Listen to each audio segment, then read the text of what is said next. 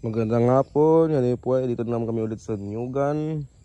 At pag nagbisita po kami dahil nagpapa-harvest po. Ngayon po ay ipapakita ko po sa inyo ang aking sariling pamamaraan ng paglinis ng mga bagong tanim na nyog. Ito po.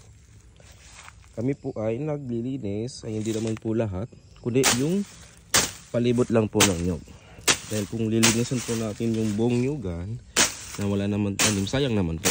Kasi yung lupa, yung dahon po ay makakabuelo po siya ng paglaki. Ito na po. Ito po yung aking pamamaraan ng paglinis ng nyug. Kaya aking ginagawa tuwing Sabado at Linggo dito po sa aming nyugan. Tumutulong din po ako sa aking mga nanay, mga nanay at sa tatay. Paglinis po. Ito na po. Katingin niyo po, malinis po ba pagkalinis ng nyug?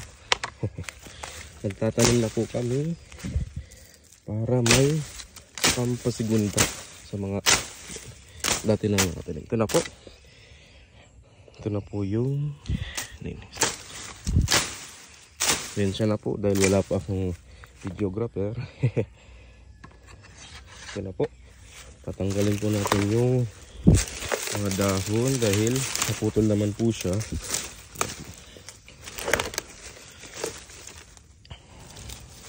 Ito ay importante po sa bawat may nyugan dahil habang yung ibang nyug ay tumatangkad, meron po tayong pampalit na nyug.